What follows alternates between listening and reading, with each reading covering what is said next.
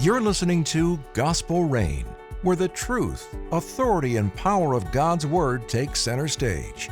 Join Dr. Matt and Dr. Micah as they dive deep into the great doctrines of the Christian faith, explore how the gospel transforms our world today, and reflect on the stories that shape our walk with Christ.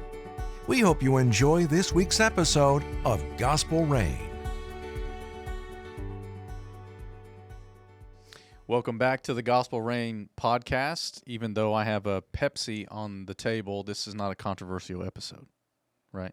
Well, I mean, it's not starting out to be that way. No, but you did make a point, though, and it is true. If you follow us on the video, if you're just listening to us, you wouldn't know. But I do have a different drink almost every episode. You do? Is that a zero, though? This is a Pepsi Zero Sugar. Okay. And in general, I like Pepsi more than Coke. That's probably what's controversial about it. I'm a big Pepsi fan, too, though. Yeah. So, whatever. No? Dr. Pepper. Okay, Dr. Pepper. But no, wait. No, hang on. I guess that's a Me different too, category. But Coke or Pepsi? Coke. Okay. Coke. Okay. Mm-hmm. Well, I'll hide it. No, I won't. You just leave it right there. Usually I like to have root beer. We are doing an episode that in a kind of continuing series of interviewing some of our pastors here at Germantown Baptist Church, and we've had 2 or 3 up to this point. And today our guest is Dr. Dawson Hull, pastor for instrumental worship. He does a whole lot of things in that genre of ministry and beyond. And we're really delighted, man, to be able to sit down with you and talk ministry and talk about what the Lord's been doing through you and with you at GBC. Thanks for being with us. Yeah, I'm glad to be here. Yeah. Well, it's going to be a lot of fun. Been looking forward to this one. I look forward to all of them, but this one for kind of different reasons. But a lot of people don't know this. That Pastor Dawson Hull is a lot funnier than people think he is. Very funny. Is that like a backhanded compliment? No. Yeah, it's passive aggressive. That's right. Yeah. No, he's hilarious. And a lot of people don't know that on the surface because they see you as a musician and a skilled pianist, but they may not have had conversation with you, get to know you. But when you do, totally different ball game. I just always enjoy people laughing, whether they're laughing with me or at me. I just like them when they're laughing. We do both. We do That's both right. with That's you. okay. Okay. Well, I can say this with some certainty. I've known a lot of smart people in my life, but it's a little intimidating getting around Dawson because it is. I mean, man, your level, the level of smarts that God has given you is, and not just that, but the technical. We'll get into some of this in the show, but the technical way in which you apply that to music and composition and arrangement and actually performing, playing is just, it's next level, man. It is. You're a gift to this church. You're a gift to the church. Yeah, and you're a gift to our pastoral team here, too. Yeah. We don't probably talk enough about that. We do internally, I think. We're probably not on this podcast, but to our pastoral team, Dawson is a friend, not just a fellow pastor. Yeah. And that is kind of what makes it fun, right? We get a chance to serve together and benefit from each other's gifts and talents, but also benefit from each other's humor and just being a real person. That helps us. That's exactly right. And, as we've said with some of the other guys, you are a pastor. I mean, you shepherd people, you practice evangelism, you do pastoral care, you're a pastor.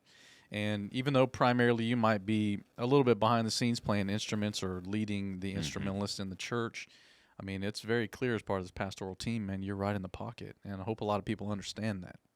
Yeah, I do too. It's important.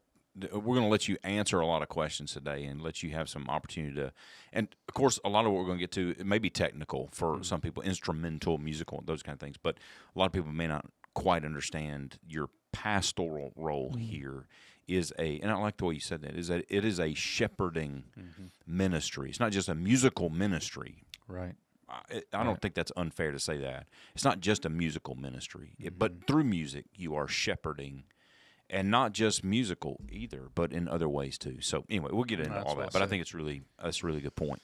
Yeah, well, as we kind of jump in, we like to start with just kind of getting a little background information from you. And you were raised in a ministry family, right? That's correct. Okay, so tell us a little bit about your testimony, your salvation experience, and then when you kind of sensed that God was maybe calling you aside to serve in ministry. Tell us a little bit about that. Yeah. So growing up, Southern Baptist. My dad's music minister all my life, and in fact, he just retired from full-time ministry, 50 years in full-time ministry, and he's still doing part-time ministry. But as he was involved, our family was involved. And so when I think of memories as growing up as a kid, we were always at church, probably every day of the week. And that wasn't a burden, that was a joy, whether it was preparing for the upcoming Easter musical. We were there painting the scenery, and my mom was sewing the costumes and stuff like that. And so that's one of the things I really loved, was being involved in the ministry, and not just, that was something that my dad did and that was his job, and I kind of knew about it, but no, I was involved in it. And then, of course, growing up through children's choir and youth choir, and being a part of that, and then when I was in 6th grade, having my first opportunity as a church pianist, playing for the church. My brother, in the 6th grade. 6th grade. Wow. So my brother, who's 2 years older than me, he and I kind of split the position, and it was actually starting out on an interim basis. We played when there was a transition between pianists, but then I would have other opportunities to play for Sunday school classes that wanted to sing a hymn to start their class. I would go to one of the senior adult classes and play a hymn. I remember that from a young age, and then just always having a love and a passion for music ministry. And of course, I was all of my training and all of my lessons from when I started seriously at age 9. Everything was geared toward classical, and that was my dream. So 9 years old is when you started getting official lessons to Correct. Learn how to play the piano. Mm-hmm. Okay. Age five, I started casually, just kind of learning by ear, informal lessons, and so 4 years of that, and then that was when, after that, my parents were, they knew that they needed to get me informal lessons to where I could really grow. That's what I was going to ask, is you kind of knew that you had some aptitude. Your parents probably knew it too.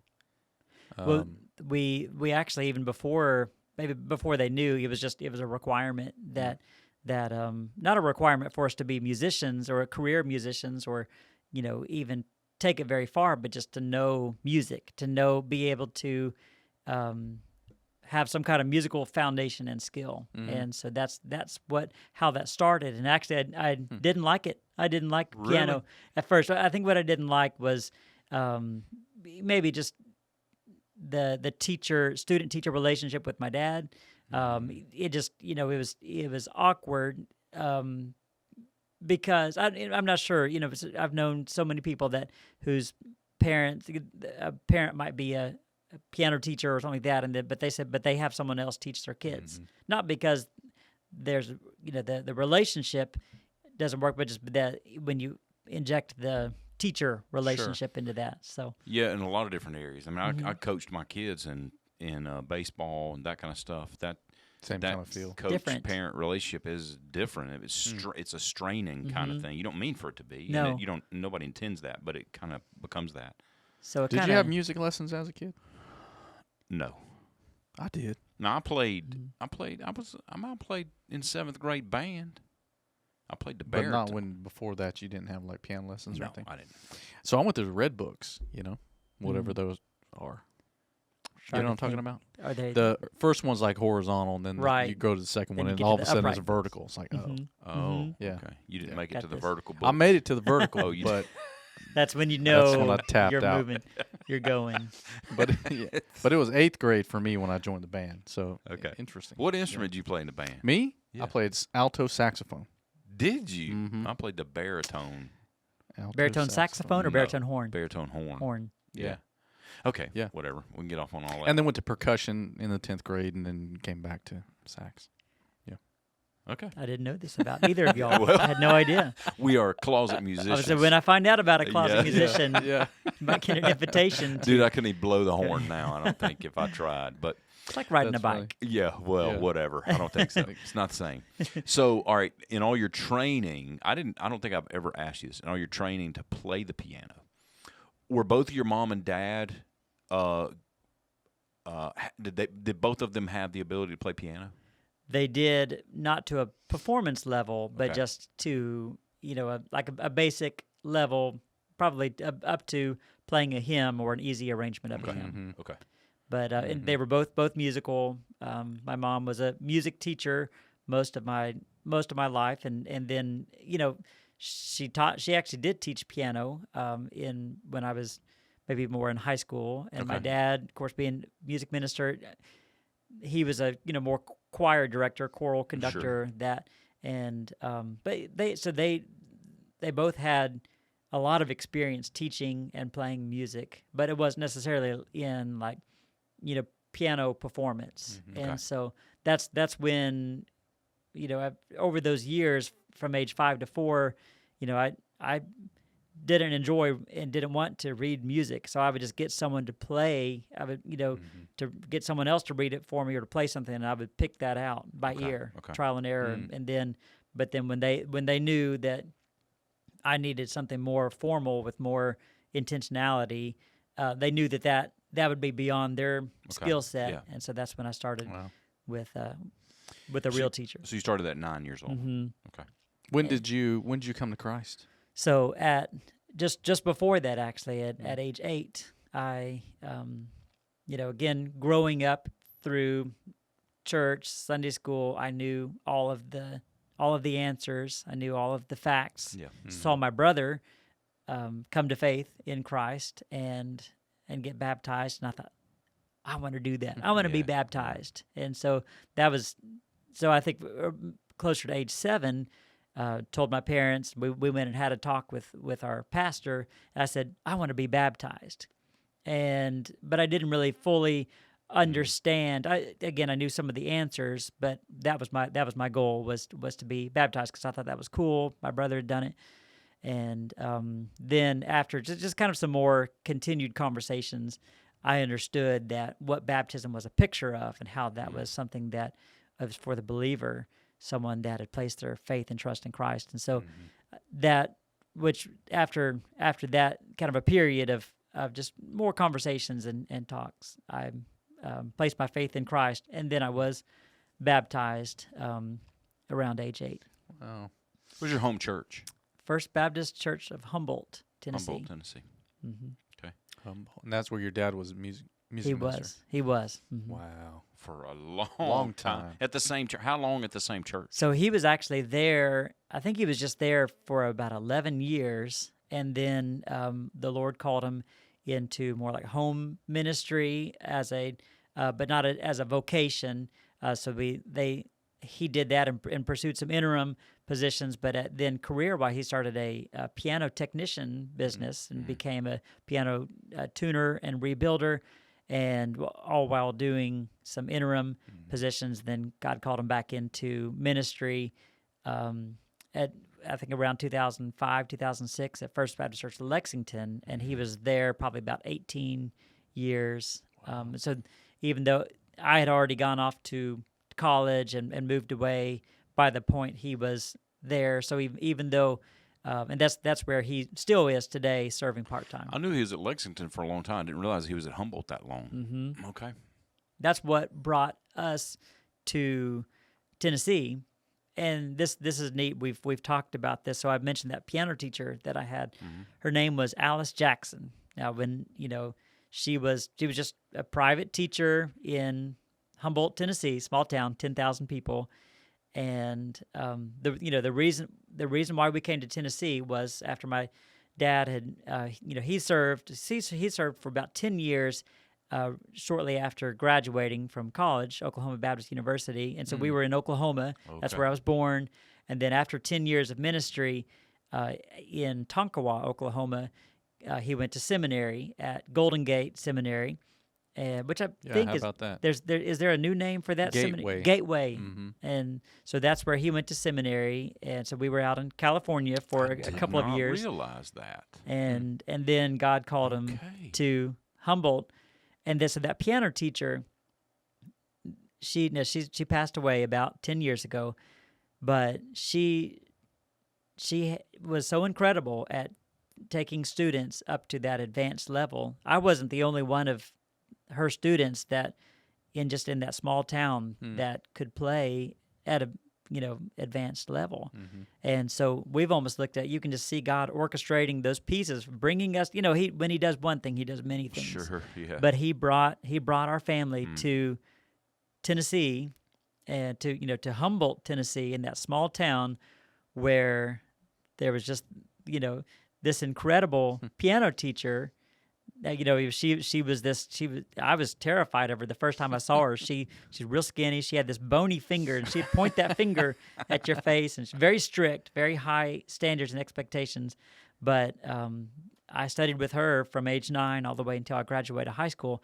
I owe a lot of who I am today as a musician to her, and to her just thorough teaching and tutelage. So it's just neat to see how God lined up those pieces, bringing us to Tennessee, and and one of the things that he did in that is to connect me with her. So did you get a sense while you were in this kind of training with Ms. Jackson that you wanted to do this in the life of the church, that you sensed God was like, because those of us who have ministry backgrounds, parents or grandparents in ministry, it's almost like it's not expected, but it might be on the table. You just never know if God's going to call your kids or whatever to ministry. But were you sensing that at that time as well? Well, I, all through grade school and high school, and even through college, I had dreams, aspirations of being a concert pianist,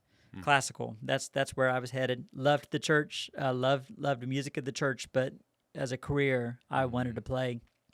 I wanted to be a classical concert pianist, and composer. Also like a film score composer. Really loved the idea of that. And so when I went to college at Samford University in Birmingham, Alabama, I piano performance degree, and still going that track, and began to have some ministry opportunities. Now, before I mentioned 7th grade being a 6th, 7th grade being a church pianist, and even like through high school, played for a church in Medina, Tennessee, and then played for my home church. So just lots of opportunities to play for churches. But that's always where I was. That was my spot. I didn't lead anything. Didn't really have a desire to. I didn't think that I was a leader. And I would see other people that and I would hear maybe other students in our youth group. At West Jackson Baptist Church, where I was during my high school years, people would say that person's a leader. And I just didn't think that God had called me to that, or that I had that skill set. Well, while I was in college, my freshman year, I began to look for a church pianist position. Found a church in Pelham, Alabama, just south of Birmingham, that was looking for it really wasn't a pianist, although there would be some piano playing opportunities, but it was like a music associate position. And I said, okay, sure, let's, I'll do that. And then one of the responsibilities of that position was to lead the orchestra rehearsal. And I didn't have any conducting experience, so I'm learning. In fact, it was kind of funny. I remember the minister of music there that, kind of trained me and supervised me. I remember him standing me in front of the orchestra in a rehearsal and taking my arm and moving it to a conducting pattern. And, so I'm like right there in front of, never conducted before.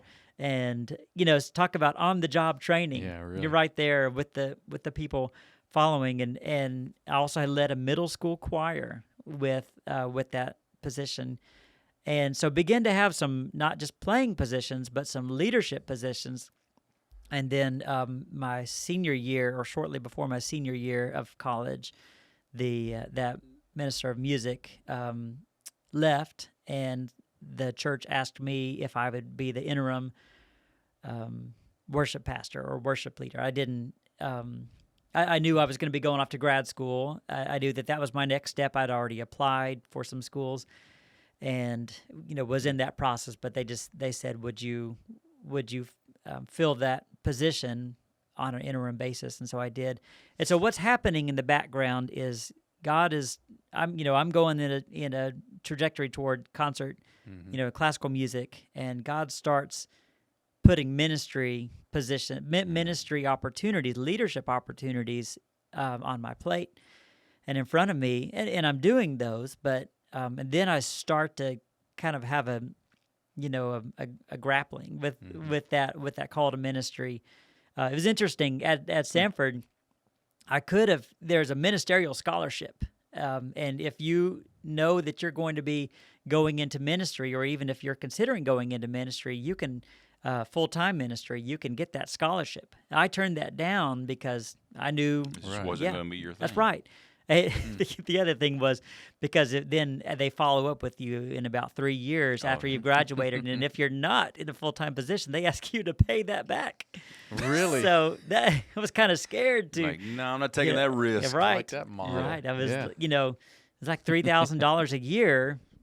Wow. Times, or maybe a semester. Anyways, so it would have been a helpful scholarship, but I wasn't considering that, but God began putting those opportunities for me, and I identify with Moses a lot when God called Moses to lead his people out of Egypt, there, the burning bush, and gives God all these excuses. I can't speak. I'm not a leader. Who am I? Who are you? All of that, and that was me with God, telling God, I'm not a leader. I'm not cut out for this. Most, and of course, really, most of the positions when you're talking in worship ministry, that's more vocal based, leading the choir, leading worship, all of that. And I've always just been at heart an instrumentalist.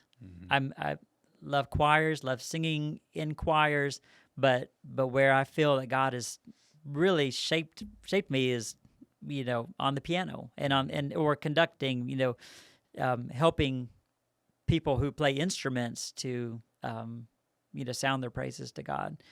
And so then I took a ministry class, music ministry administration class in at Samford. It's actually a graduate level course, but I asked just to kind of get some if I could be approved to take that class. I took that around the time shortly before graduating Samford.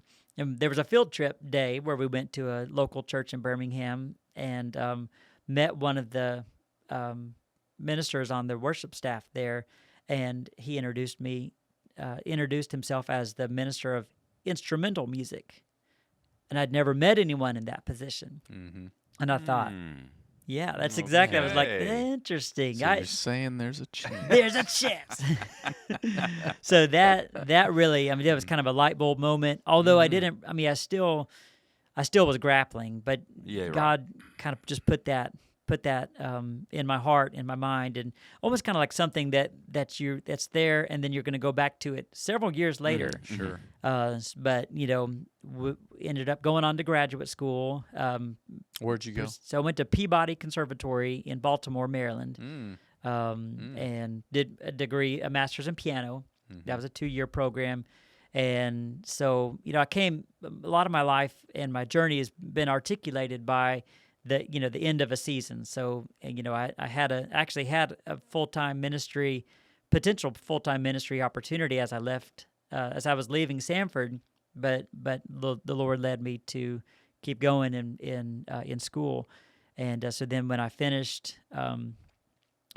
was finishing my master's, again, another one of those kind of, a seasonal ending point, and, have a fork in the road moment. What are you going to do now? And so was looking at doctorate degree, had been applying to some programs, and there was this website that you could put in it was churchjobs.net. I think. I don't even know if that still exists.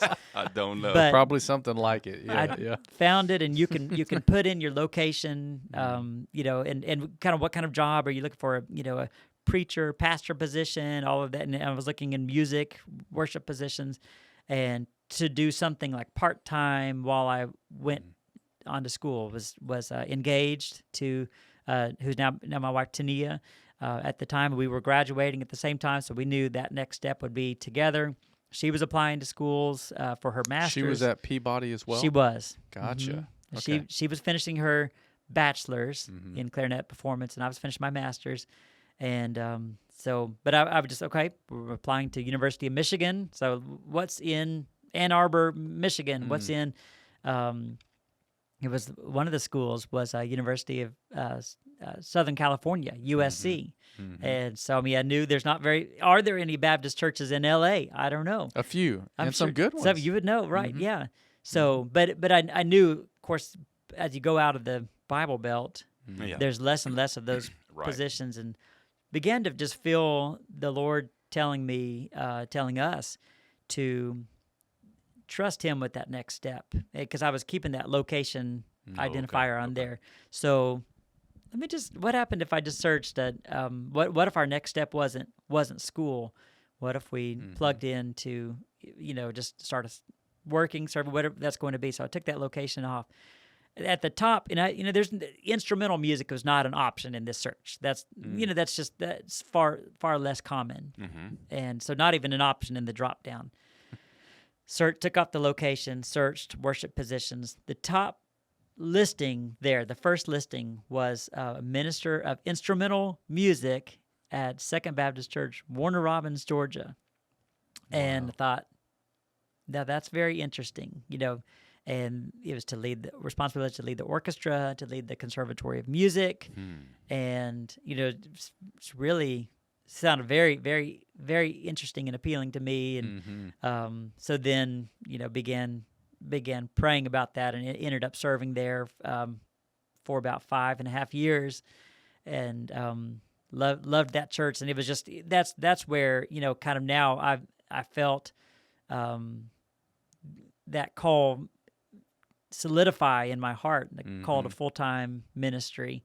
And so it was kind of a gradual. It was a lot of back and forth, and it probably was, how I always think about, like Jonah. God said, "Go to Nineveh." Jonah goes his own way. And then all of that happens, and then he this fish spits him out, and what does God say? Now go to Nineveh. His call didn't change. Right. You just took your time and I don't see what I did as disobedience, for, going on to master, but it was just because now I can use those skills and that degree, and was that much more, just had that knowledge. So a question. So some people will phrase it this way in ministry. You may have, and I know you've heard this, but I've talked to a lot of guys who say, I ran from the call to ministry. Since God was calling me, didn't want to do it, I ran from it. Is that your testimony, or is your testimony more like, I just didn't know? I didn't know what God wanted me to do. I was willing, but I didn't know. Like, where do you find yourself in the way you've described that? I don't think I wouldn't say what I did was run, because I feel that God has put me down, given me a heart for classical music and a heart for worship music in the church. And I think for such a long time, I thought of those as separate pathways, as an either or, and so really, I think he had me more time, because there were doors that were open to me that he was closing, and other ones that he was opening, and so I feel like during that time, that period, basically from near the end of college and through my master's until I began, it was probably maybe a 3 to 4 year process, but I just ended up going down the classical road a little bit further, and then realizing that those two roads don't have to be like that. That's the life that God has called you to be, and so both Tania and I feel that God is still, it's still not an either or, because He places both of us in classical music circles and around classical musicians, and in that environment that needs a light. And well, you and I've talked about off and on that I could see where that kind of not a running, but just like is there an alignment between what I feel like, how God has made me, skilled, training, all the things, that in Baptist life in particular, there's not a movement or an interest broadly in the worship arts. Art in and of itself, music, I mean, outside of just hymnody and stuff like that, but to have a conservatory, to have an orchestra, probably, and even just the layering in of the classical and the history of music and all those other things you and I've talked about, it's just not common in Baptist life to really make much of that, particularly in the life of a local church. So I could see where that would be a little disorienting for someone like Dawson. It's like, okay, well, I feel like if I go down this path, is there going to be any parallel alignment in a local church context? Yeah, is there opportunity for that? Right, is there opportunity? Yeah. So I don't mean to derail or fast forward us too much in your story, but how long has that been a formal thing in a worship setting, an instrumental worship, or at least in the Baptist church? How long has that been a formal thing? Actually, longer than you might expect. I was just seeing in the history of church instrumental music, even in the 1920s, and a big thing was brass bands. They would have this huge brass ensemble that would play for church. Now, in terms of what they would play, would they play for worship? Would they accompany worship? Would they play for something else? But it was a part of the church.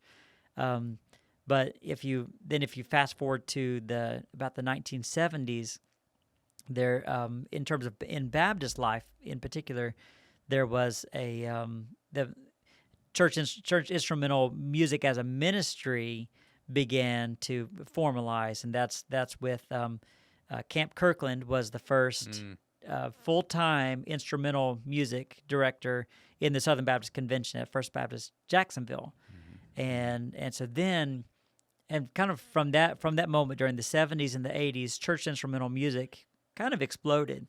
We were talking about this yesterday around the lunch table, right.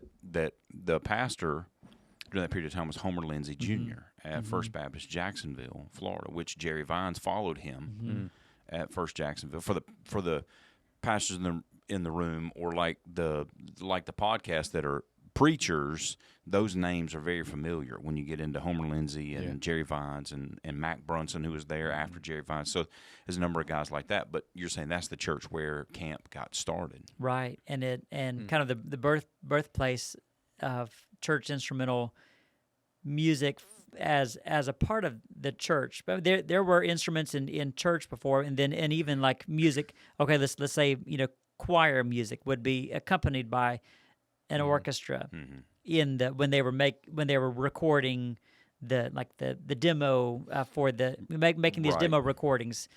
And there was in the 80s, I can't remember the exact year, but there was a handful of church instrumental directors that their heart was for people from the local church to be able to play and to accompany their choirs and their worship. But the music and the music writers and arrangers at the time were writing for studio musicians. I see. So it wasn't there wasn't really a standard of writing, and it wasn't really accessible by maybe someone who's not a professional musician. They're a capable musician, but it's someone that played in their high school or college band, and they're an amateur musician, but they want to be able to use their user gift. And so that they actually, I have a copy of this letter from the 80s.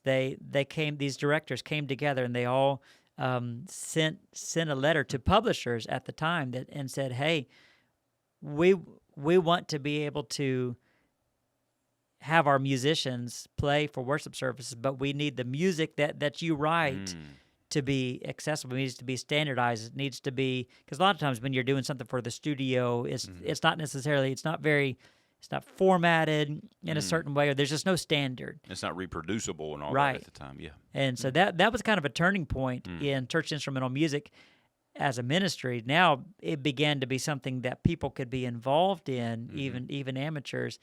And you were talking about music, instrumental music as shepherding. Because if you think about that, the people that are playing, or those instruments are being played by people, and that's what I view our orchestra is, that it's not just a service. It's not just a the fulfillment of accompanying it or musical accompaniment. Although it is that, but if perfection is our goal, let's find a split track, an audio track, because that's going to be well mixed. Right. It's going to High be quality, perfect. And much easier on the sound guys. Right. Just a hit play, and you don't have to have all these microphones and worry about all of these things. And so, but that I think, and I know there are churches that have to use a track or a split track because they don't have the that's right. The people or the capability to do that. But when you do, now you've suddenly broadened your opportunity for ministry involvement, for worship leadership, to that many more people. And not every church has a full orchestra. I mean, there are many instruments in the orchestra that we don't have in our regular orchestra. We don't have a bassoon or an oboe. Some of the less common instruments. But what we do have, and for the musicians in our church and in our community that are willing to play, and it's kind of a it's a unique ensemble, because sometimes you have a band or an orchestra and you just have certain number of positions, and if you have, like in a classical orchestra, you might have 2 clarinets, and beyond that you don't have. If someone comes up and says, "Hey, I'm going to play clarinet," sorry, there's no openings. Right. But in the church, it's more based on opportunity. So you may already have 5 of a certain instrument, and someone comes up and says, "Hey, I really want to use my gift in playing for the church." And generally, again, you don't, not to where you sacrifice the quality or something like that, but generally it's more opportunity based, because you realize that those are people playing, and that is an act of their worship and service to the Lord. Okay. Yeah. This is incredible. There's more to ask when it comes to the theology of instrumental worship, which I want to get to, and Me too. because I've got some other questions about that. But I think I actually accidentally fast forwarded this too quickly, Past because we family. need to talk about your family. Yeah. Okay. So talk about your family real quickly, and then we'll get to those questions. But Tania is your wife. Y'all been married how long? Almost 17 years. 17. All right. What about kids? We have three kids. Briley, she's 13. Braden, he's 11. And Elin, who's 3. And Sweet family. they're probably all 3 prodigies. Yeah, they are. Coming from Dawson and Tania, yeah. Well, Good. Briley and Braden, having heard them and watched them in a variety of different ways, they're just remarkable. No, and I noticed Briley musicians. Sunday. Briley's as tall as anybody else on that stage. She is growing. She's grown. Mm-hmm. And She is growing. it's neat. Both of them are. It's neat to see. Yesterday was special. I don't think this was the first time this happened, but minus our 3-year-old who was in worship care. Yeah, right. The 4 of us were up on stage leading yesterday. I know, Yeah. it's So crazy. Yeah. Isn't that awesome? Tania in the orchestra, and Tania and Braden. Braden played violin in the orchestra, and Briley was on the praise team singing. That's awesome. And so you were leading. That was incredible to see. We get a chance to get glimpses of that with y'all, with your family once in a while like that. And Elin's not far behind. I see still Elin the same size as I always have.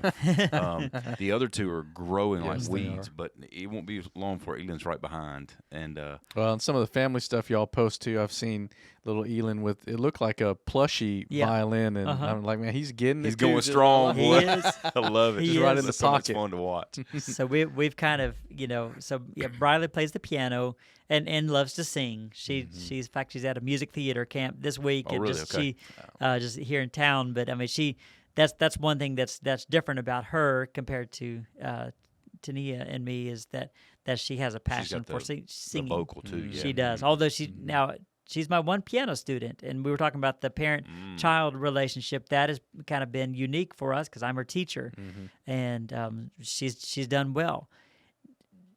As she's growing and developing a passion, one thing that's been sweet to see as she's in our student ministry now is her heart for using her gift, and specifically both piano and singing, like playing in our student band that leads in their midweek services, and that's been something that she is. So now we kind of share that relationship too. So that's been neat. And Braden's been playing the violin since he was 4. He's 11 now, so he's really he's growing and very, very talented. And I think we're going to start Elin in cello lessons this fall. Okay. So he's he'll be just 3.5, but that's with string instruments they can start really young, and of course that's the scary thing. We had it with Braden too. You take that a violin or a cello, it's not. They're fragile. Yeah. You could leave them on the floor like a kid would leave a toy on the floor and just would go step in the room and go crunch. Yep. And I've known that's so it's just kind of a thing that you take that instrument and you put it in there. Of course you don't there some of the usually you get a good insurance policy on instruments like that, but you give to the kids. So thankfully we've been mostly okay. That's incredible. With that. But that's what's going on. And Tania is like a world-class clarinetist. Yeah. I underestimated the clarinet, just hadn't heard anyone play like she plays, and I always thought, man, this is just honk and squeak, you know what I'm saying? Yeah, but when she plays that thing is singing. It is 100%. I mean, it's unbelievable. Yeah. It's remarkable. I had never heard anyone play the clarinet. Yeah. And like she did. And it was from the first note. The first time we when we met and then we said, hey, let's play some music together. As she played, the very first note, I thought, that's how the clarinet that's how it's supposed to be played. And she's extremely passionate about it. You can tell when she plays. She's extremely talented, and you can tell she's very just by the way that she plays. You can tell how serious she is about that instrument.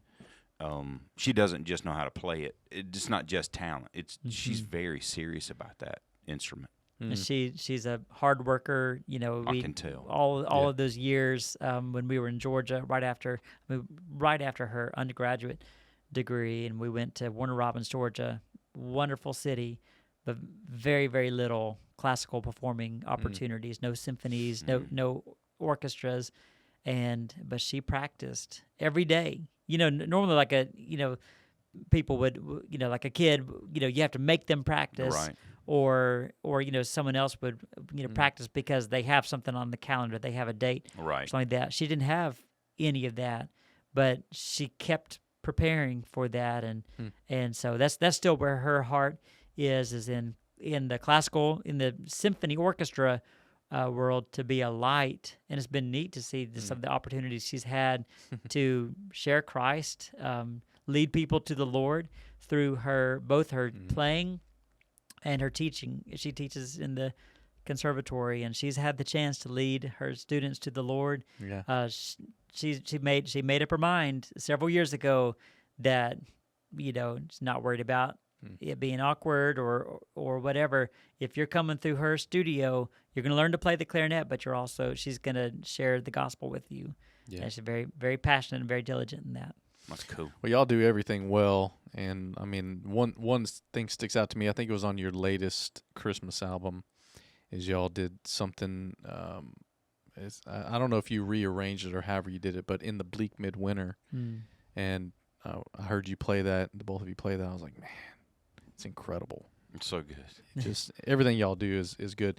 I know we want to talk about theology of worship, but I'm curious on a couple of technical things before maybe we jump into more philosophical. Dude, how long have we been talking? We're like 40 minutes already. It's crazy. Time flies. It does. Okay, sorry. Love this. Okay. Okay, well, I got a couple things, but the first is maybe just I'm curious about this because non-musical people probably won't know if it's even happening. But how much improv happens maybe in any given worship service? Because we know you all practice, we know you have music, and you're prepared to do all the things. But you ever thought about that? Like, is he riffing up there sometimes? Yeah, I don't know. Sometimes I don't know. Could we tell the difference? Well, the reason why I ask is because I've heard Dawson do it at the end of service. Maybe I don't even know if we made an offhanded comment about a song or something or whatever, and then in the kind of closing time, I'm hearing woven into whatever he's doing, whatever we just some other mentioned. kind of song. Yes. Yeah. And I mean, if he's putting Star Wars stuff in there, we wouldn't even. You never. I would never people know. would know, but it's just like I just wonder how much, Busted. So, Yeah. But you do that some at the end. I've noticed you Yeah. do that. But that's Yeah. not normally during the normal rhythm of the worship service, though. Right. So, if we go back to actually pretty much when I started playing piano, and even from that young age, when I was learning by ear, I loved to make up my own music, compose my own music, and even if I didn't know how to write it down. So I've always enjoyed both playing, music from the great composers, playing music that other people have written, but also playing, writing my own, and also improvising, and even from those years in middle school and high school when I was playing for churches, if I was called on to play an offertory or a prelude, instead of reaching for something that someone else had written, I would improvise something, and so I've always enjoyed that. It's kind of like a challenge, but also a personal challenge, but something that I really enjoy. But in our worship services today, generally, what is improvised would be music during a welcome, a prayer, a baptism, communion, all of that kind of a lot of the moments. I mean, because if you add another person, suddenly you can't improvise unless without some kind of roadmap. And Yes. so when I'm by Yes. myself, that music is generally unscripted. And So man, I love this because this is so unusual because we think in terms of preaching dynamic and words and semantics, but what are you thinking about when you're in those times where, say, like it is the welcome of the prayer time or the whatever? Do you have something? Have you already thought about something, or when you're thinking about, okay, I'm just going to get into this? Are you thinking, man, it is well with my soul, I'm going to just kind of riff on that for a minute, or something else? How does it come to you in improv? Generally, if it's something for like a background element, my goal is not for it to be anything noticeable. I want to create an atmosphere or an ambience, something to support that. Because if we're doing a prayer time, and if I even if I play, I mean, it is well with my soul. People will this start. is just so smart. This is what I'm saying. People will, in their mind, they won't be praying anymore. They'll Because be they got singing the the song lyrics in of it. it as well. That's Yeah. what I would be Yeah. doing. So Me too. Exactly. Me too. So I try not to play anything that has a definite sound, or really that would bring focus to that element itself.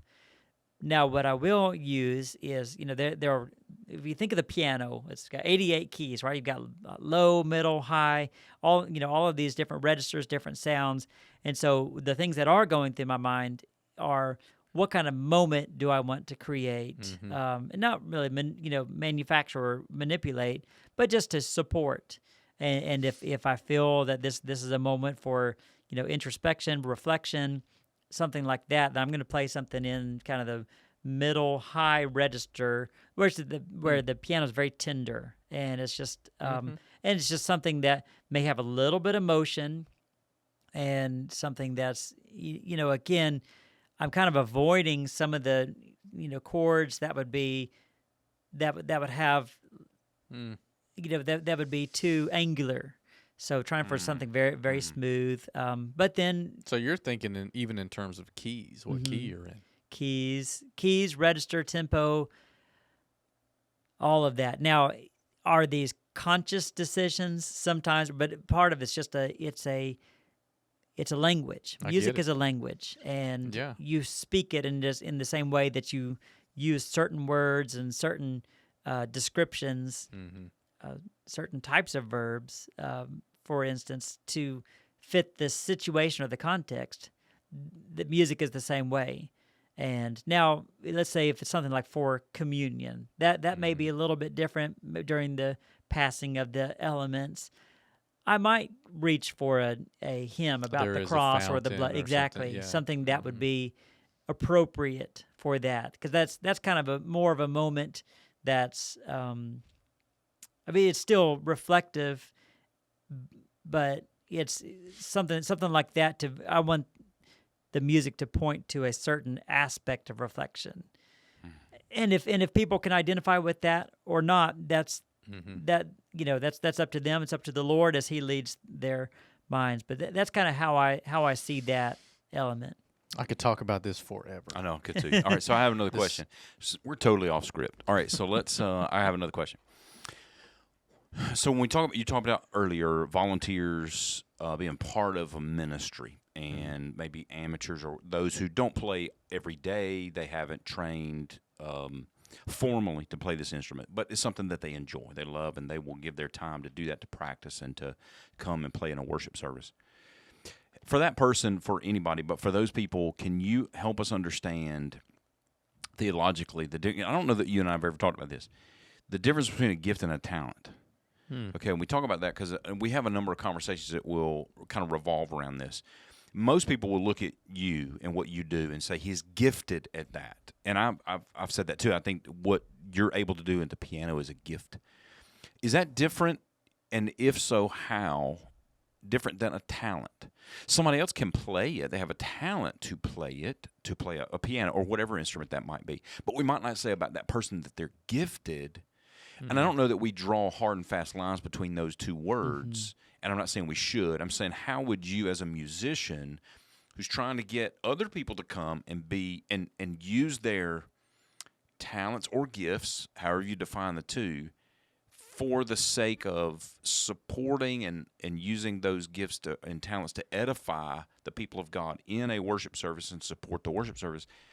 What are you communicating to those people? Are you communicating you have a gift and you should use it, or you have a talent and that should be leveraged for, or is there a difference?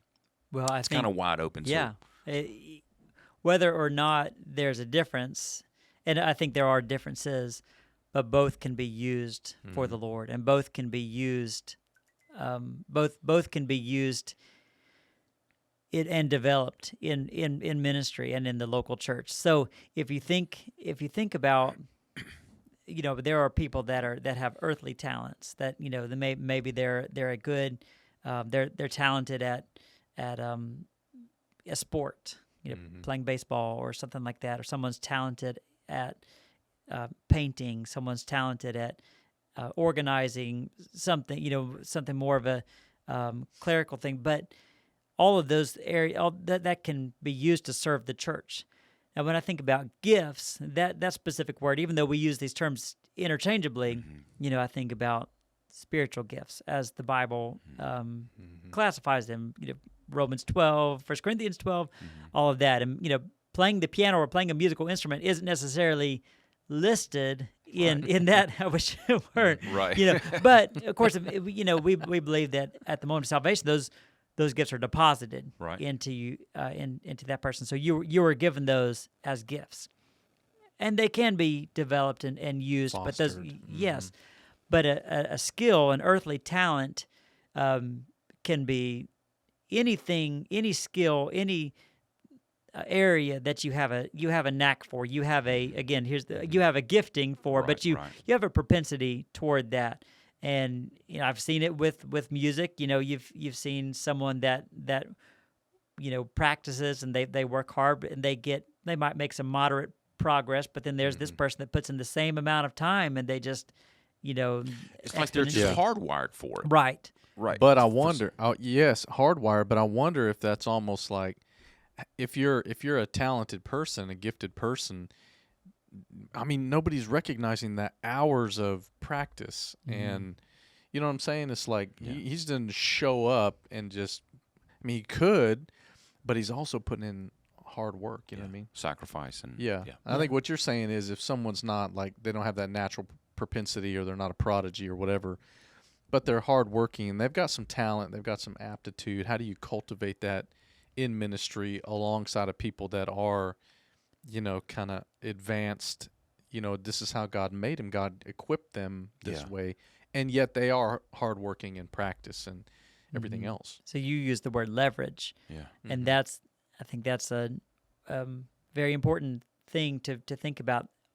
Why have you been given that gift? Why were you given the gift of music, musical ability? Why were you given the gift of athleticism? Why and all of that?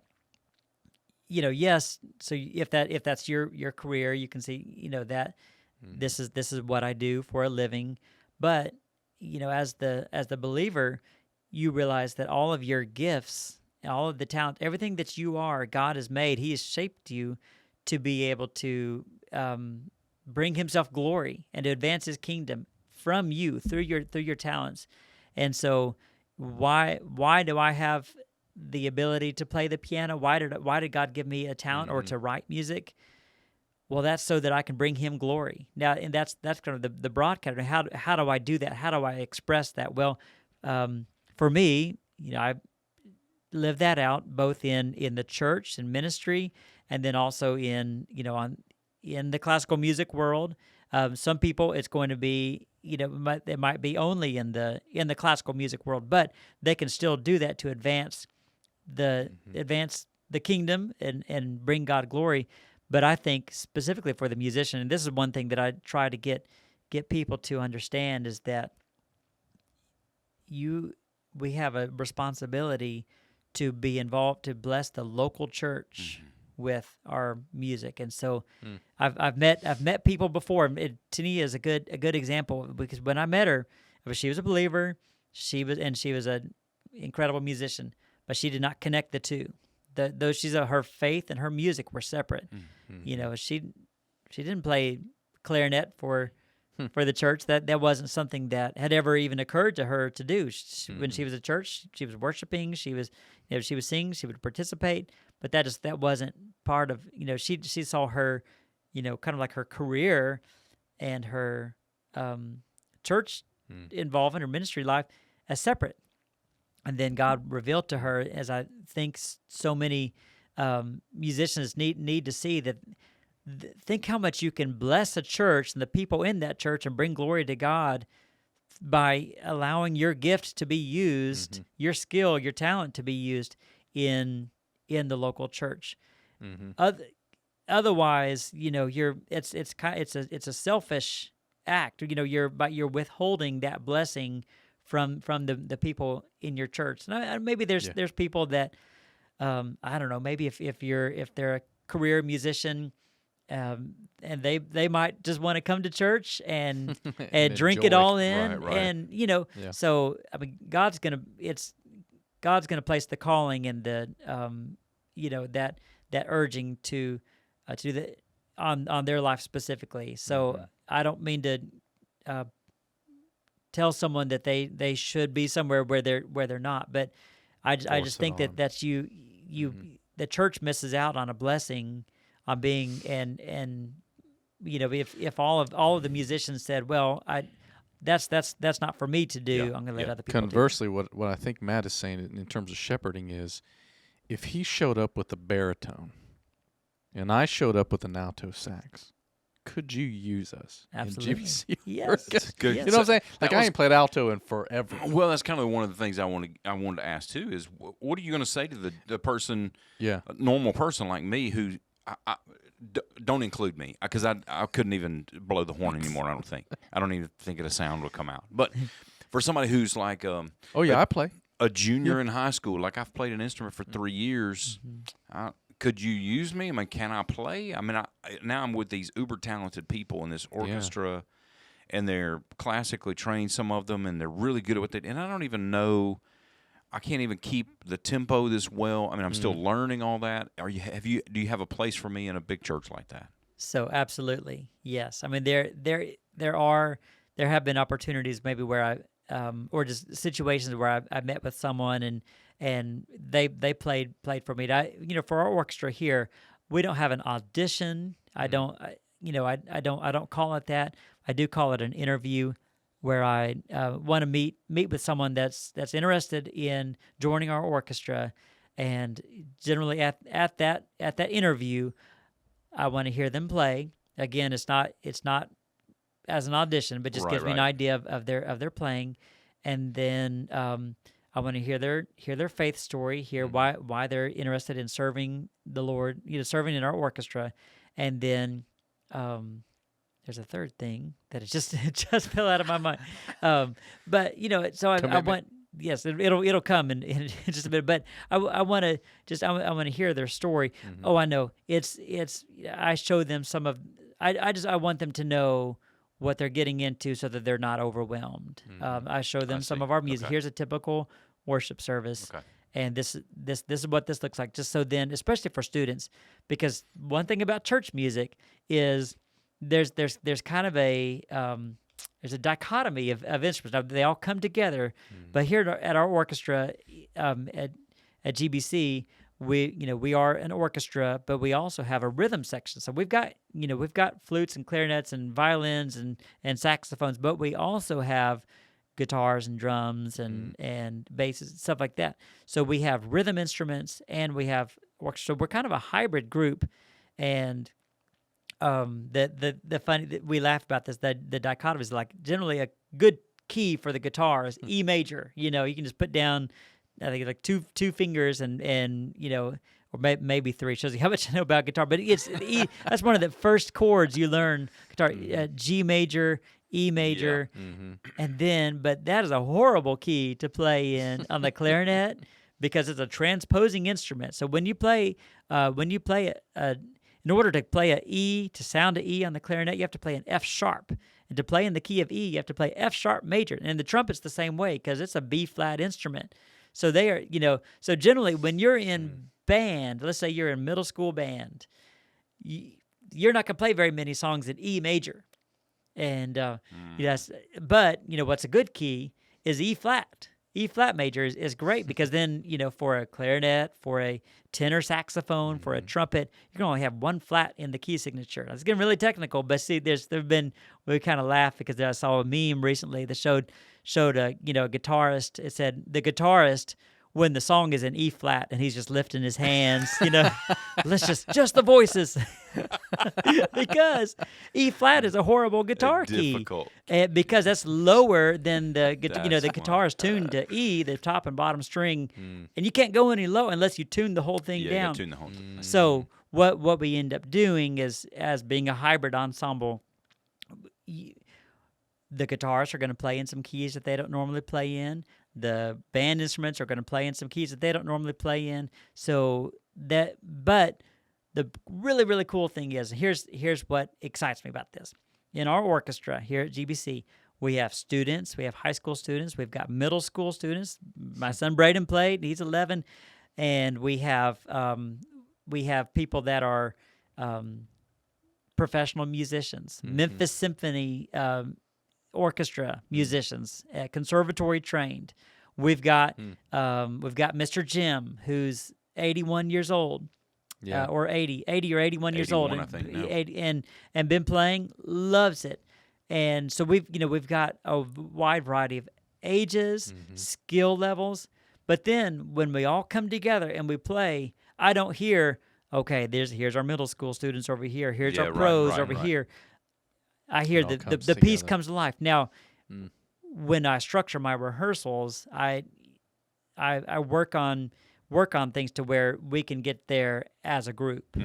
So I'm not going to just pass over that because let's start with if that you don't have that, that's on you. Now there is I believe a responsibility to make sure that we're all individually prepared, because and here's the spiritual aspect of that is that as worship pastors, Ron and I strive, we maintain and uphold excellence in our worship ministry, because when there let's say there's just a wrong note, or the ensemble is not good, or something doesn't hold together, then suddenly what we're trying to get people to focus on, which is the message that we're singing, what we're saying to Christ, all of that, what we're singing, that could be a distraction, kind of just like a hard left turn when you hear that note. So that's again another reason why I have that interview, is just to kind of explain to people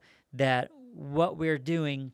I hold Psalm 33 verse 3 over them, which says, it says, play skillfully with a shout to the Lord. So sing a new song to the Lord, play skillfully. And so that verse, it tells, in that psalm, we have a responsibility, a command to make sure that what we're doing, we realize is a sacred act. And we're playing for the Lord. Yeah, it's a gift. Yeah. And so it comes across, man. Yeah, and it's and now skillfully. I think if I could communicate to our church and to any church, any believer that's listening, is that if we all kind of just assumed someone else is going to facilitate the worship, our instrumental worship, someone else is going to play, or I don't think I'm good enough to play with them. I'm going to let them, looks like they already have a trumpet player. Looks like they are. That don't take yourself out of the picture. Don't just rely on other people to do that, because the church, the local church, GBC, and every church, we need musicians to play. We need people who have that talent, that gift, to bless their church and to give glory to God with worship. Because we're going to talk about, churches that may limit themselves to a certain number of instruments, let's say just a rock band or just just a rhythm section, and that maybe that's where God has called them of how to structure their worship. But for me, it'd be like an artist who limits his palette to 5 colors, and they can paint some nice pictures, but when you expand your palette, now think of all these colors that you have, all these instruments that you have that make different colors and sounds and timbres, low instruments, high instruments, bright instruments, darker instruments. Now suddenly you can make a beautiful sound, all to the glory of God. That's what's exciting. We're so spoiled, That's man. good. I think, of course, I've been here 2 years at GBC, and you want to talk about skillful. I think I may have noticed you make one mistake in 2 years, and the only reason I know that is because there's a camera that every now and then will kind of get you, and you're playing, and all of a sudden I saw you go, Yeah. and to my ear I was like, I don't what happened, But I could just tell on your face you're like, yeah, That was wrong. Okay, I've not seen that.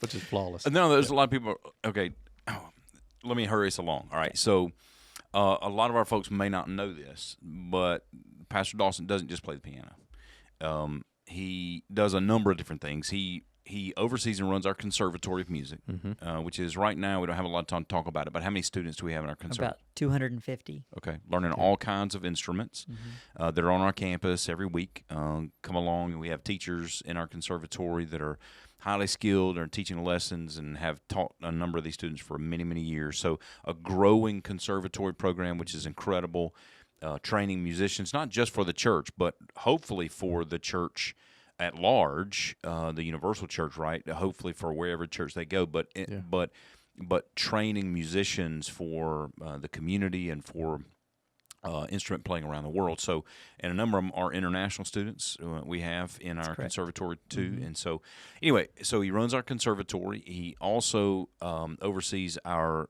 under authority student choir, which is an incredible ministry as well. Oversees them, and that's not a instrumental group. That is a vocal group, and so he oversees that too.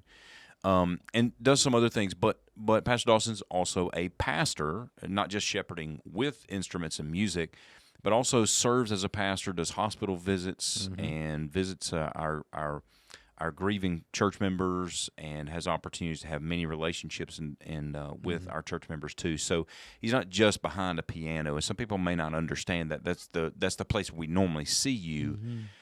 Because it's on stage, but a lot of people may not know what you're doing, not just behind the scenes, but in a number of different areas. So I wanted to highlight that because maybe even our GBC folks don't know all that. So I thought I would at least highlight that too. Okay, you got other questions? You got anything else you got to ask? Well, like you have to ask before we close? I've got a ton of stuff, but no, I would say you guys have talked a lot about this, I know, because I've overheard you talk about, but theology and is music theological, and why is Bach the greatest theologian that's ever Amen. Amen.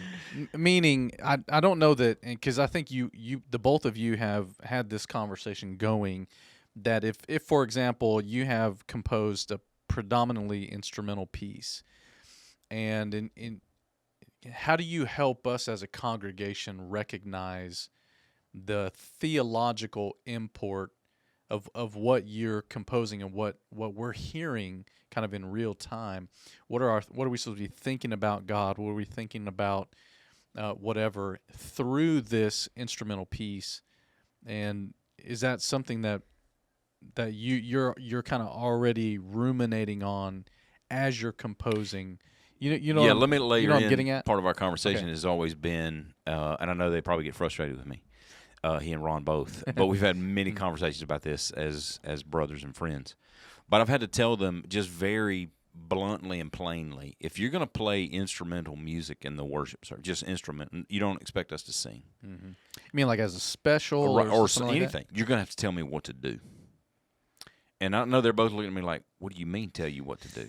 I'm like, well, you're doing something. Mm-hmm. You're actively doing something. I'm just standing there. So what's my role Looking at here? you. Yeah. Yeah. You're going to play like 120 seconds or 3 minutes of this. Like, what am I supposed to – how is that worship? Yeah. Like, I've never had conversations with anybody like Dawson and Ron about this kind of stuff, like that kind of thing. I mean, I was like – because that took me to a different place when I came to GBC and having to learn – instrumental music in a way I never approached it before, thought about it before. Like, I have a responsibility. I feel like I've got a responsibility here. I'm in a worship service. We're gathered here.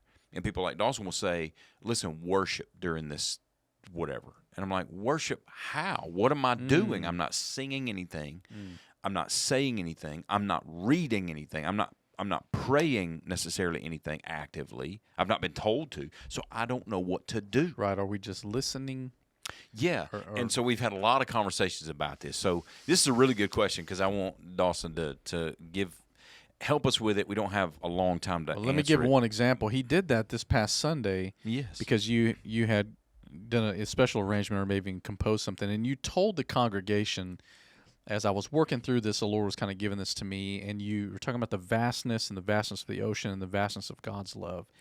And you even said, when I kind of get to this point, I want you to be thinking about the love of God kind of washing over you, like the waves would be washing over you at the sea. I want you to be thinking about that. And I guarantee you, when he got to that point, that was in my mind. And I remember closing my eyes thinking, Lord, your love is vast, and it's covering me. You know, so that was incredible. Where Dawson has shepherded me, my own heart, my own worship, is to give us opportunities to do that. That has been a shepherding thing for me because I've learned it sitting in an office talking about it. We're reading books together, read theology books together on worship, and so we've had lots of these conversations that we don't have with everybody else. So he's shepherded me in those moments. But another way where I've hopefully tried to shepherd Dawson and Ron is to say, okay, before you do that, tell me what to do. Like give me something, help me understand what my responsibility is and all that. So we're doing all the talking. Well, because this is worship, and to maybe make the segue to you is, I think without that, I'm probably going to stand there and think how skilled you are as a musician. Like, that's beautifully written. That's an amazing piece. But in worship, I think you have a different end that if we're not brought into that to capture that end, well, I'm stuck on default where I'm thinking, man, Dawson's an incredible musician. Yeah, or like that's pretty, but is that pretty? Is saying Why is that's that pretty pretty? worship? Yeah. Okay. Yeah. Okay. So talk about it. Yeah. There was a lot of No, context. Threw a bunch at you. But No, that's great. Well, and I will say, I don't think I'd had anyone ask me before you started asking me and Ron, what do I do? And I'd never thought about that. Some people may not know what to do.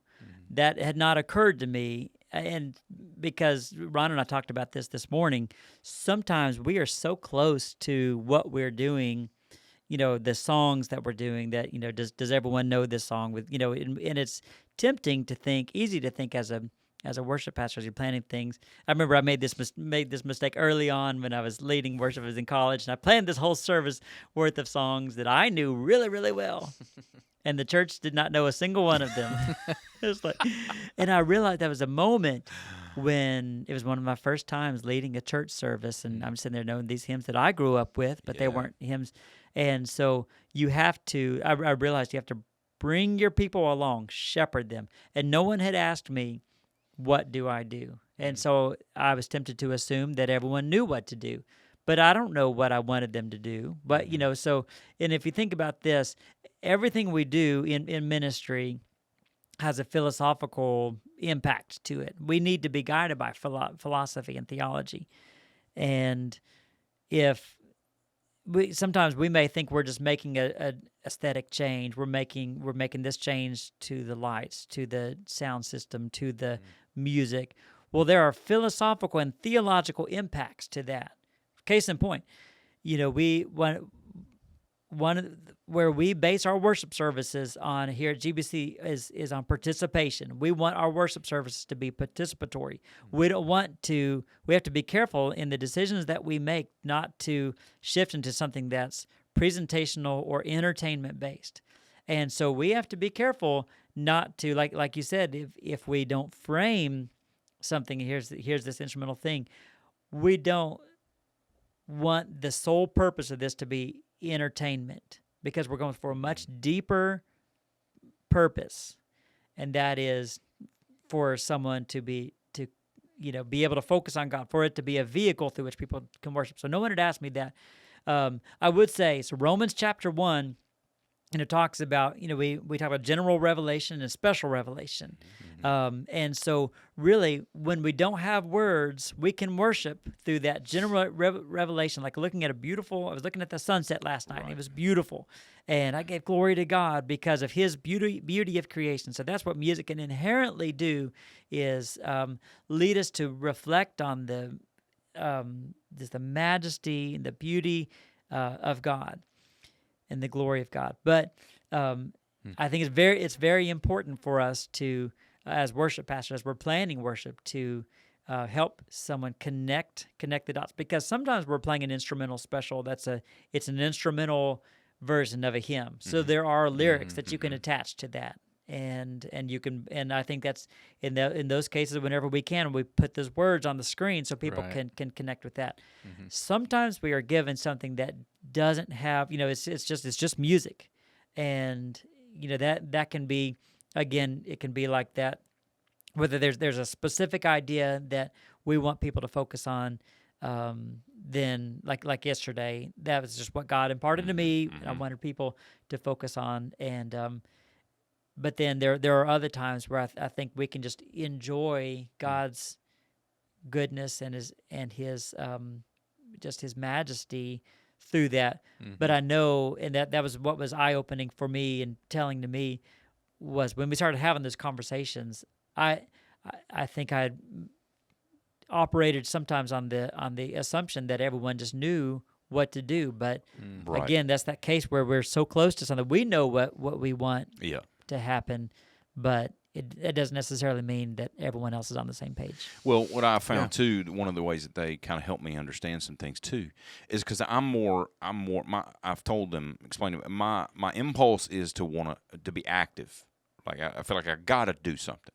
But what they also help me understand is you don't have to be doing anything, that there is worship in the listening.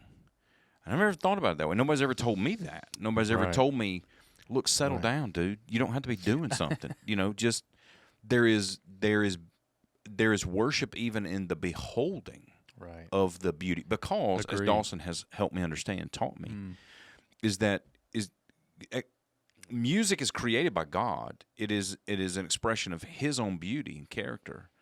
So when we behold it, it is an act of worship in beholding the beauty that God has created. And so I never thought about that before. Nobody told me that before. I thought, well, I'm just listening. That's not really doing anything. Well, no, it may not be the way I thought doing something was.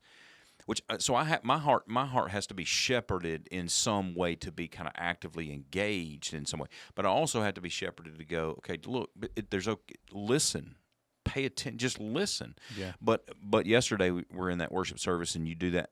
you're about to play this, and I know it's going to be some instrumental stuff coming, and I'm ready because I've been shepherded, and so I'm ready. So when it starts, I'm like, okay, I know what to do. I know, and what I am doing in that moment is reflecting on kind of the words that we had just sung, the love of God, how great and massive, but it's true. You think listening feels passive, not participatory. Yes, that's a good way to say it. But it doesn't have to be if your mind is engaged and your heart's engaged and you know the purpose and the goal behind this piece as he laid out for us. Correct. It is participatory, even in the listening. Yes. Yeah. And nobody had ever told me that. I never had anybody look at me and basically with Dawson's grace to say, you don't have to be doing something. Listening is doing. It's paying attention. It's beholding. It's reflecting. It's whatever. And so where I thought that sounded very passive and too passive in worship, I find out now it's not quite as passive as I thought it was. It's actually beholding something that is beautiful, but that the beauty of that is from God. It has come from God. It's a language created by God. And there are times where music can express something more poignantly than words. Yeah, right. Evocative. Yeah. Well, like looking at a painting or another piece of art, you could have told me that, but now that I see that really takes me to a different place. And so I think music is crafted the same way. How much of the shepherding philosophy of ministry, because we talk about this in preaching as well, that some people are going to be drawn to stylistic elements of instrumental worship, that they have a broader palette of appreciation of music, and some people are not, and they've got to be brought along. And some people are going to like some things and they're not going to like some things. Just like in preaching, some people are going to really connect. Like I'll listen to his preaching, and there are elements that I'm getting out of it because I know as a preacher I know what he's doing and why he's doing it, and so I'm inside of that structure, and I'm getting a ton out of it that you a lot of see it people a different way, may not be getting, because I'm appreciating it for what it is. And I think for me, some people musically that'll be the same way. But regardless, in the whole worship experience, there's got to be some patience in recognizing some people are going to get it, some people are not. But we want to bring them into a deeper understanding of biblical theology and instrumental worship and all the elements that are going in that. It's intentional, and maybe that's the biggest takeaway from the conversations we've had with Ron and with Dawson and others, is like there's an intention now. We just didn't kind of wake up on a Sunday morning and say, hey, we're going to take a stab at this. We don't know what's fixing to happen, but let's just give it a shot. No, it's intentional, all the parts and the whole. And how a lot of there are preferences in worship styles and musical styles, and I have preferences of, from even just outside of worship music, just music that I like to listen to.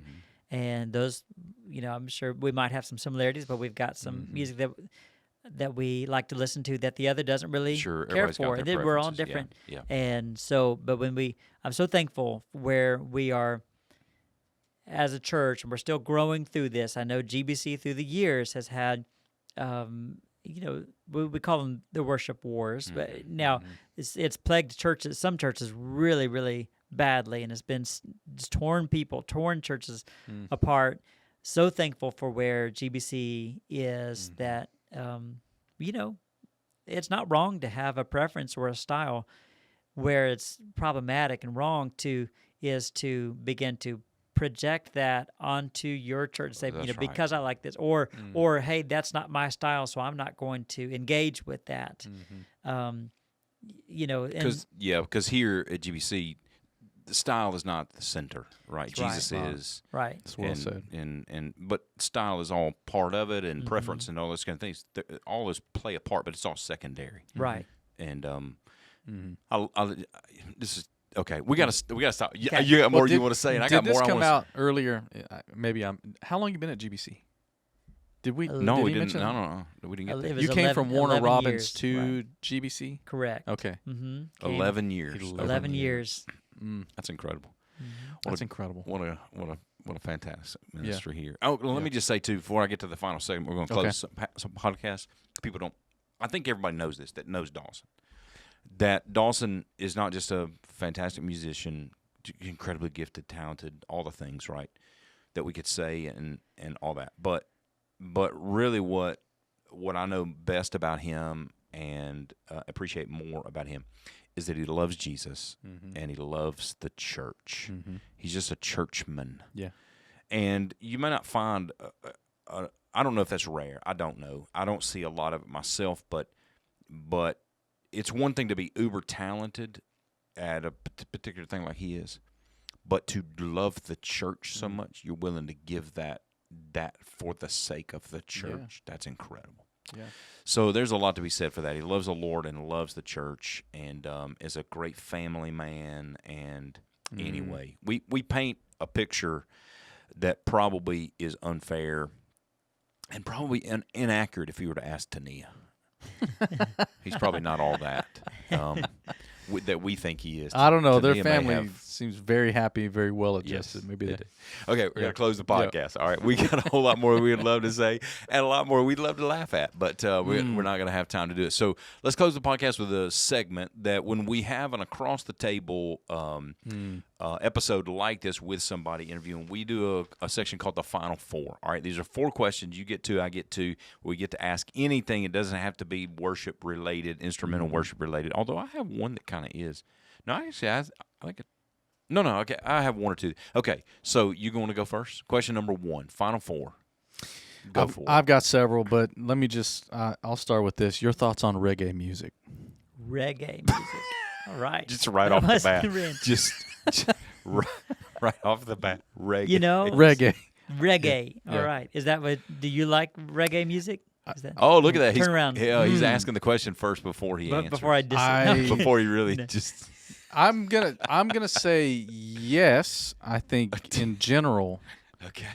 You know what I'm saying? Like Bob Marley and UB40 and some other stuff. I don't know. There are elements of reggae that I'm interested in, but reggae's got a whole like spiritual history to it, right? That I wouldn't subscribe to.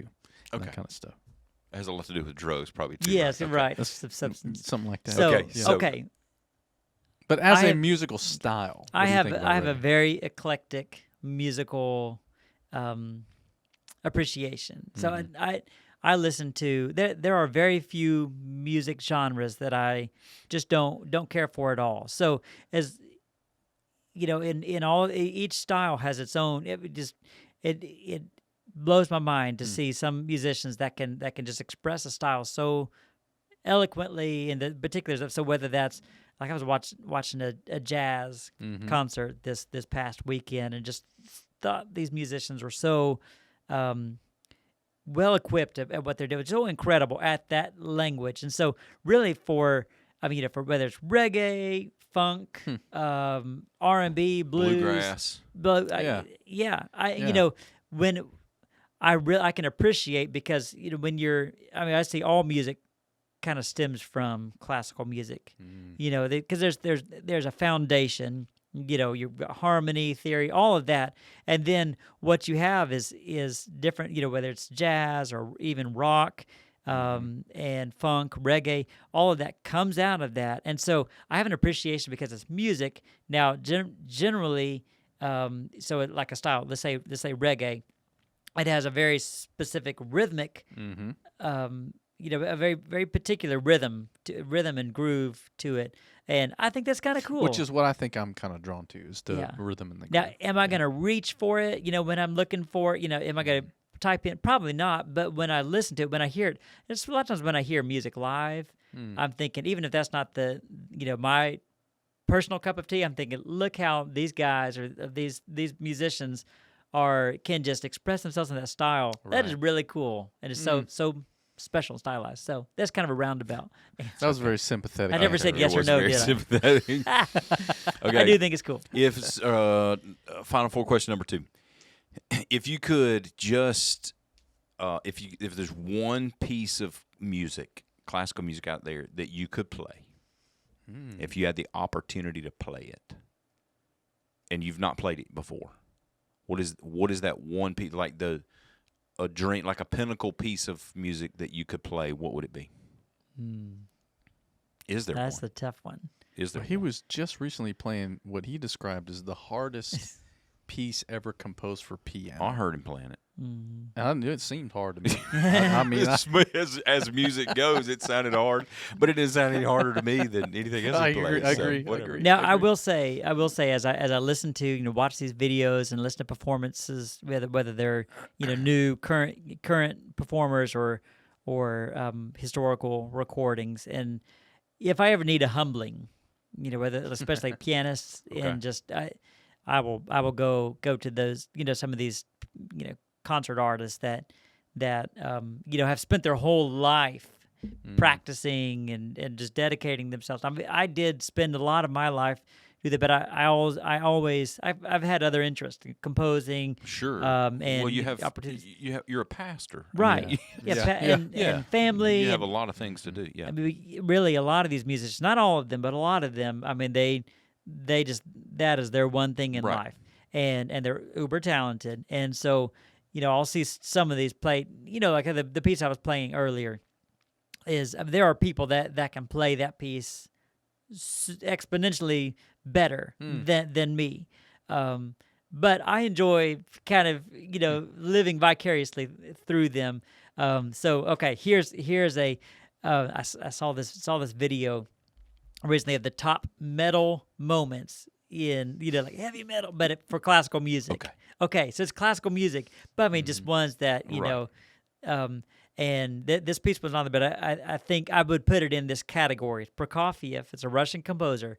His Piano Concerto number 2, he wrote 4, his second piano concerto. It's got, I have read through it, I've never performed it, never played it, but to me, there's this moment, okay, I'm going to get really specific. There's 4 movements of it. The first movement of it just makes me want to just, there's this cadenza where just it's piano and orchestra, but there's the cadenza where the piano plays just by itself, and it's just, it is metal. It is incredible. Whenever I hear that, I'm just like, oh, I wish I could play that. But I've never really sunk my who's teeth. the composer? So the composer is Sergei Prokofiev. Prokofiev. Russian composer. And Okay, when we get done, send me a link to that. okay, yeah. Me I will too. never remember I'm very that, but send me- interested in Yeah. that. Okay. I'm very interested in that. Didn't we do something with Prokofiev? We did recently? Peter and the Wolf. Peter We and sure the did. Wolf. Yeah, That that's was who a wrote lot of that. fun. And that So was you know actually him. that was fun. That was a That lot was of cool. fun. I was able to hear that. Okay, number 3. Okay, number 3. Okay, this is interesting, and I'm curious. What is the devil's chord? Or maybe some would say the devil's interlude. The Devil's Interlude. Now, I've heard of different chords. Is that something that you've heard of before? Where is this coming from? That I have it. There's a Devil's Interval. Interval. Maybe is that where you're going? devil's interval, Okay. also known as tritone. The tritone. Okay. Tell us So about that. yes, good question. And why is it and considered the devil's interval? Man, you Googled that to find that Yeah. question. No. Like, I want to find a real hard No, I heard question. I heard this on a podcast, and it's a particular key as well, if I'm not mistaken, that is also used or considered to be the devil's. So there, in historical music, there are there's associations that have been made with certain chords or cadences or intervals. Intervals being the distance between 2 notes, and so the augmented fourth or the The diminished distance fifth. between 2 notes is Between- like 1 inch. Well, it's like not yes, A but and a B right but the there. musical distance. The wavelength. Right? Yes, yeah. So really, Pythagoras. I got my humor. Okay. Oh, Nathan's laughing. like the keys. You mean get you mean like the physical Yeah, measurements? they're all the same. Forget it. I- it's Just okay. forget it. It's Just- okay.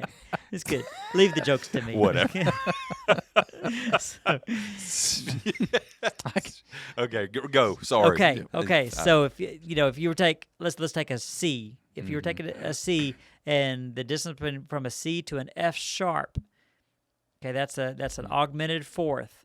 Or there's another name for that if you were to spell that as a flat. F sharp and G flat are the same notes. So augmented fourth or a diminished fifth, same interval. That's a tritone. And a good way to think about it is C to the next C above that is an octave, right? Eight steps. And that in a diatonic major scale. And so exactly halfway between that is the augmented fourth, is the tritone. So you can, you've got 6 half steps from the bottom note to the tritone, and then 6 half steps from the tritone to the top octave. So, because we've got 12 pitches, right? 12 chromatic pitches in our musical language. And so the tritone's right there in between.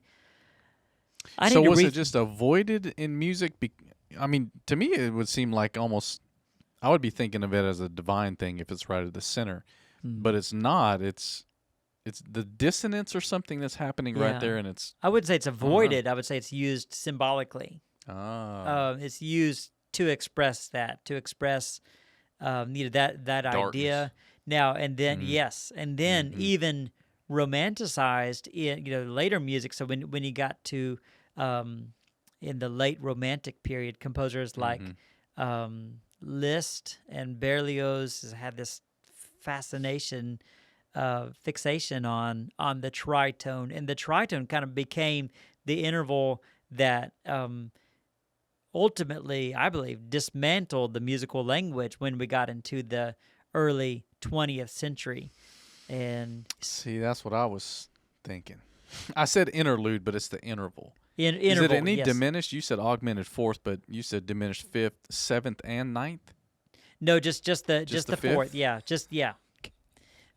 Did you ever answer the question? Yes, he did. I? He said Okay, it was that kind of. I have no idea. It was that watershed, it's symbolic watershed that dismantled music coming into. So rock and roll is, and rap music. We had this conversation, I don't know, a year ago. I'm trying to remember, where I was asking about a particular sound, and man, he just took me down the rabbit hole. And okay, I never got an answer to that question. I don't understand one thing you are talking about. I think if I had a piano, A, B, and C. Yeah, if I had a piano keyboard, I could integral. You could hear it. Yeah, you could hear it. So, but ultimately, it's in the same way like the descending half step. Okay, if we were on a C, we're down to a B. The descending half step was long used to convey death, and so that's been used as a symbolic, device by composers to express that. They're writing a requiem, a mass for the dead. They might use that, and if they want to convey, something about Satan or death or something like that, they might reach for that tritone. Again, there's both the theoretical symbolism, as you study it, you see that that's woven in there, whether you hear it or not, but then also knowing that, then you could, paint that picture. It's what in music we call it text painting, because you are, especially with music with words, when you would match the message or the music to, or match the message of the words to the music. You kind of portray that. So by text painting, you might do that. Dr. Hull has spoken. He has. Okay. Number 4. I think I can appreciate it when I hear it, maybe. Probably so. But y'all talking about it, I don't understand numbers in music. Much like I don't understand letters in math. I mean, come on. Who did that? Okay. Yeah. Fourth question, number 4. If you were not a musician, what would you be? Yeah. And you could be it, like you had the talent to be whatever it would be. What if it weren't music? What would it be? That's a great question. I have to think for a moment. Growing up, I wanted to be a meteorologist. Did you? That was resonates cool. with me. Yeah, Really. I just like that. 100%. Storms. I mean, I enjoy aviation. Love to kind of look down that, not necessarily as a career, but just as to be a pilot, to fly planes. I enjoy a lot. Enjoy technology, computers. I don't really have like the software development level of that, but I would say something in one of those veins. But I never even, because I've known from a very young age that music would be the main thing, the bulk of what I do. And so I never really had every career dream or aspiration was all within music. So I didn't ever really didn't dream outside of that much. Yeah. Okay. What would you be? Probably an attorney or a judge. Are you kidding? A judge? I'd love to be a judge. You're the first person in the world I've ever met that would say I would be a judge. Yeah. How boring is it? A No, judge? no. I'm talking about An accountant. Like Supreme Court judge? I probably wouldn't be smart enough to rise to that Okay. level. But just the Appellate level. the fairness whatever and that equity and truth in justice. Okay. That drives me. A Okay. police officer, if I didn't have to chase people down. Yeah. I just believe in the rule of law. I believe in truth. Sounds like it, yeah. But in judgment, I think there's something about and it's probably driven theologically too. There's just something about justice Okay, I and get it. truth. So I probably appreciate judge. that. Yeah. Okay. I mean, I would say astronaut, but that'd never happen either.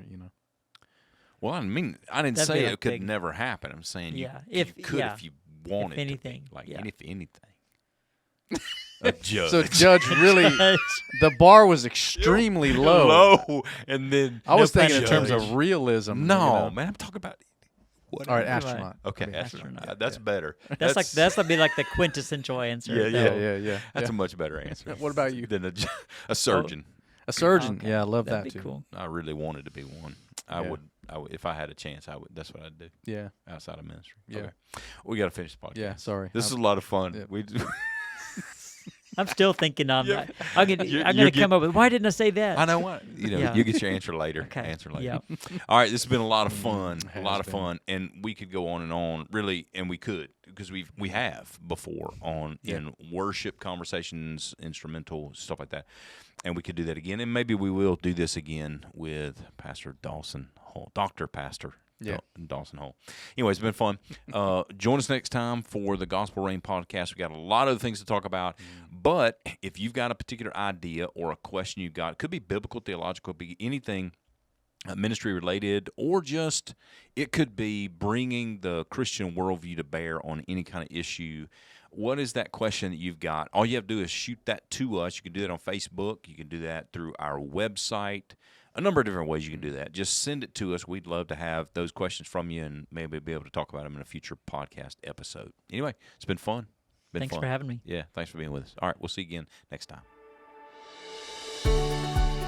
Thank you for listening to this week's episode of Gospel Rain. Find us online at germantownbaptist.org/Gospel Rain for more information and a full list of our episodes. We hope you'll join us for another conversation next week on Gospel Rain.